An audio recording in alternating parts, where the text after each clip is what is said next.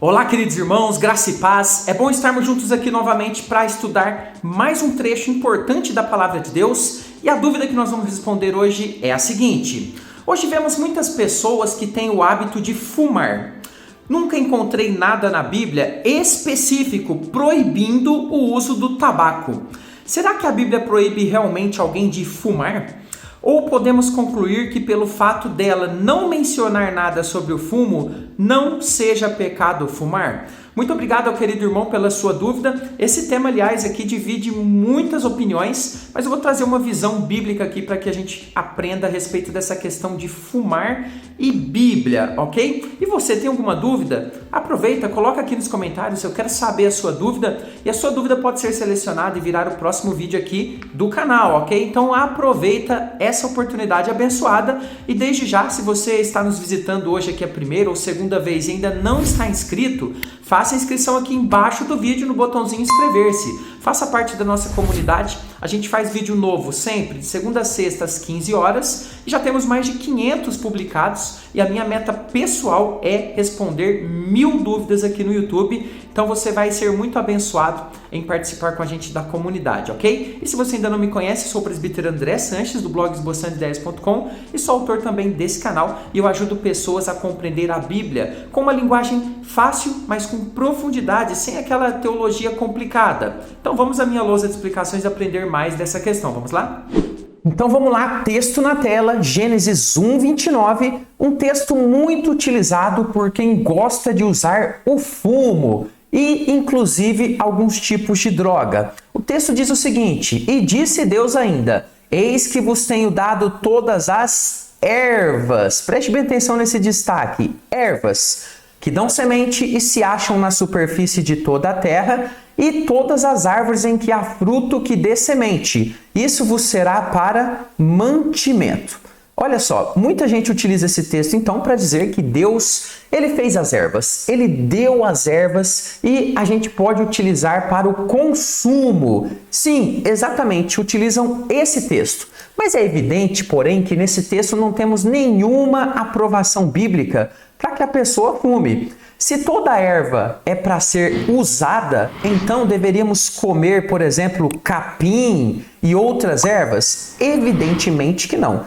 Óbvio que o texto está falando que Deus ele fez toda a parte da natureza que serve para a alimentação. Mas tem diversas coisas na natureza que são ervas, que são árvores, que dão sementes, mas que não servem para comer. Isso é uma coisa óbvia, somente pela observação da natureza conseguimos observar claramente essa verdade.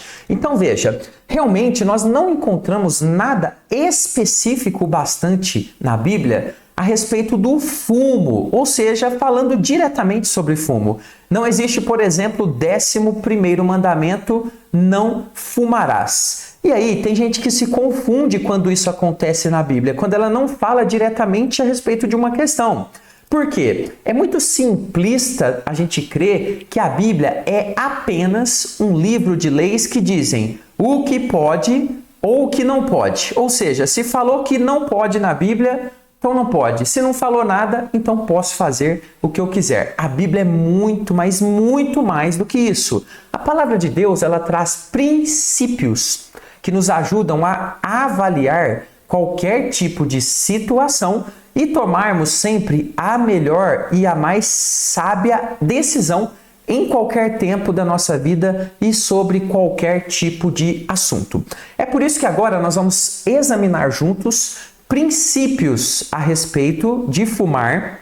Eu já quero adiantar que os princípios bíblicos vão apontar para o fumo como um pecado prejudicial para o crente e, obviamente, para qualquer pessoa também. Mas estamos falando aqui do crente, de quem tem vida com Deus. Então, o que eu quero de você? Assista os pontos que eu vou explicar aqui e, ao final, eu quero fazer uma observação muito importante para aquelas pessoas que têm problema com cigarro e vão à igreja e são crentes e têm um coração sincero diante do Senhor e estão enfrentando essa dificuldade, ok? Então fique até o final porque é importante que você veja, e você também que não fuma, pode ver para que você possa então aconselhar e ajudar pessoas que vão chegar na sua igreja com esse problema. Primeiro ponto, fumar geralmente é um vício. Preste bem atenção nisso. Todos sabem que a nicotina presente no cigarro, ela tem um aspecto viciante incrivelmente forte. Existem fumantes, que dizem o seguinte: olha, eu paro quando eu quiser. Inclusive, o meu falecido pai, ele era desse tipo. Quando ele fumava, ele parou, Antes dele morrer, ele parou. No entanto, quando ele fumava ainda, ele sempre falava isso: quando eu quiser, eu paro. Mas nós sabemos que a realidade não é bem essa. O fumante tem uma dependência viciante do cigarro. Porque o cigarro, o tabaco, ele vicia em um nível muito profundo a vida da pessoa, trazendo uma dependência que é, em algumas partes emocional também ali, habitual do cigarro, mas muito fortemente química na vida da pessoa, no corpo da pessoa. Nesse sentido, então, nós já temos um elemento contrário ao fumo dentro da palavra de Deus. Por quê? Porque vícios não condizem com a vida de um crente resgatado por Jesus Cristo. A meu ver, o vício de fumar, ele é contrário à busca que o crente deve ter do domínio próprio, que é um fruto do Espírito. Então, o crente que fuma, ele está com o seu domínio próprio totalmente equivocado e desregulado nessa área. Observe o texto de Gálatas 5:23. Primeiro ele fala aqui do fruto do Espírito, citando cada parte desse fruto, e no último ele cita o domínio próprio, que é a capacidade de você se dominar, dizer sim para o que tem que dizer sim e dizer não para aquilo que desagrada a Deus. Então, o fumo a gente vai ver aqui que desagrada a Deus, e a pessoa então que permanece no fumo ou é uma escolha, ou é algo que realmente é um vício muito forte que ela vai estar lutando e ela não pode aceitar de forma nenhuma. Diz o texto, contra essas coisas não há lei. Então, domínio próprio a gente tem que ter em todas as áreas da nossa vida. A gente está lutando, obviamente ninguém é perfeito, mas o fumo então quebra o domínio próprio da pessoa. Mas nós temos mais uma coisa. Fumar atenta contra o templo do Espírito Santo. Lembrando que eu estou falando aqui para crentes a respeito de fumar. Então vou te explicar por que o fumo ele vai ali trabalhar no templo do Espírito Santo que somos nós, e isso é extremamente prejudicial. Mas antes, um aviso rápido para você. Muita gente me perguntou como é que é o nosso curso lá por dentro. Olha que interessante aqui na tela para você. Eu estou gravando aqui no meu computador, mas funciona também em tablet, em celular. Olha só que interessante, a gente tem um menu aqui, ok? No canto esquerdo nós temos as nossas aulas. Estou aqui com a aula de número 1 selecionada, e aqui o aluno dá o play, assiste a aula. A gente tem, inclusive, aqui embaixo, área de comentários. Olha só, já estamos com quase 3.000 comentários dos nossos alunos. Temos PDF da aula, temos MP3 para você ouvir a aula se você quiser, Por exemplo, enquanto está no carro. Tem gente que gosta de fazer assim também. Temos aqui os módulos de bônus, Temos aqui muitos bônus, planos de leitura, um monte de coisa importante para o seu estudo da Bíblia Sagrada.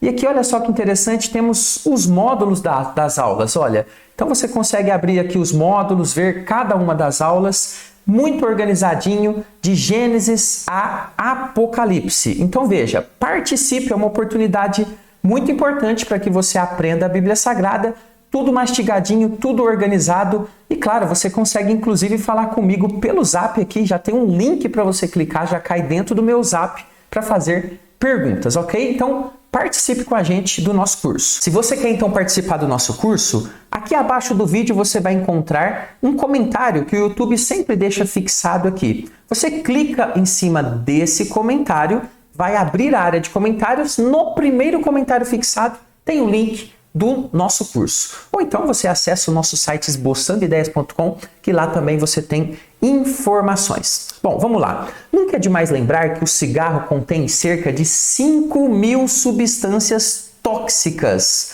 e que o seu uso pode resultar em câncer e diversas outras doenças graves e também mortais. Eu conheço diversas pessoas que morreram por conta do uso do cigarro, ok? Isso é muito importante entender. E a Bíblia é clara em apontar que o nosso corpo é templo do Espírito Santo. Sim, você, eu, crentes em Cristo Jesus, cremos no Senhor, somos habitados pelo Espírito Santo. Por isso nós devemos glorificar a Deus através do nosso corpo, das decisões que nós tomamos, e que de alguma forma influenciam o nosso corpo. Observe o que Paulo explica em 1 Coríntios 6, versículos 19 e 20.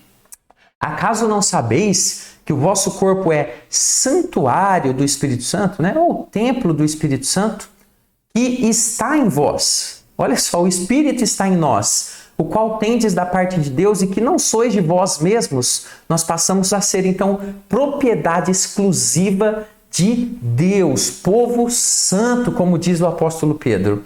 Porque, explica Paulo aqui, fostes comprados por preço, Ele está falando do sacrifício de Cristo. Agora, pois, glorificai a Deus onde? No vosso corpo. Preste bem atenção nisso.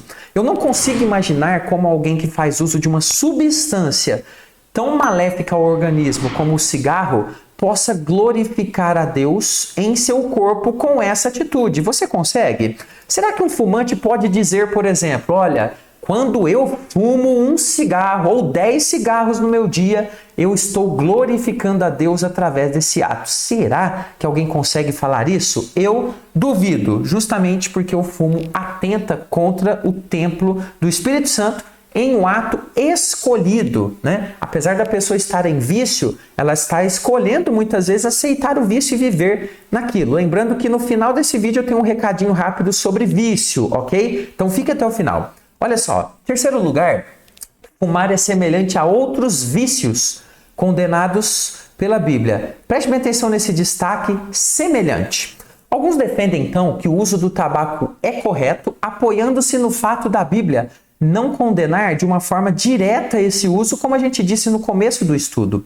Mas é óbvio que as listas de pecados que a Bíblia cita pra gente, que são condenados, elas não são exaustivas. O que significa isso? Elas não são completas, mas elas são exemplos de alguns tipos de pecados mais assim claros pra gente, mas a Bíblia não cita 100% de todos os pecados, como se fosse uma lista dizendo, olha, esses são os pecados e o que não tiver nessa lista você pode fazer. Não, a Bíblia não é assim. Se o tabaco não é mencionado, pode ser, por exemplo, porque não era um problema na época como ele é hoje, ok? Ou também, ele não foi citado ali, mas ele está em uma categoria, conforme eu vou mostrar na sequência para você. Olha que interessante. Em uma das suas listas a respeito de obras da carne, Paulo diz o seguinte, está lá em Gálatas 5:19 e também o verso 21. As obras da carne são conhecidas e são... E aí Paulo cita várias ali como exemplo. E ao final da lista, no verso 21, ele fala sobre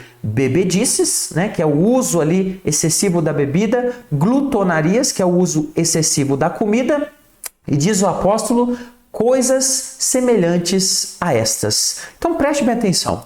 Não vejo dificuldade alguma em comparar o vício do tabaco, por exemplo, às glutonarias e bebedices citadas pelo apóstolo Paulo. É possível fazer essa comparação. Certamente esse vício do tabaco pode ser encaixado em coisas semelhantes. Semelhante não é igual, obviamente. A comida a gente pode utilizar, mas em excesso também faz mal. A bebida também, mas sem excesso, em excesso, também faz muito mal. Apesar de eu, como crente, não aprovar muito o uso de bebidas alcoólicas, inclusive eu vou deixar um vídeo no finalzinho desse vídeo sobre algumas opiniões sobre bebidas alcoólicas e crentes. Mas, voltando aqui, semelhantes a estas. Então, o cigarro pode entrar aqui, se considerarmos todo o contexto que nós já refletimos até agora sobre fumar. Então, está sim dentro da Bíblia, na minha opinião, por conta do vício e coisas semelhantes a essas. Mas olha só, temos ainda um outro ponto que é muito importante. Fumar prejudica quem?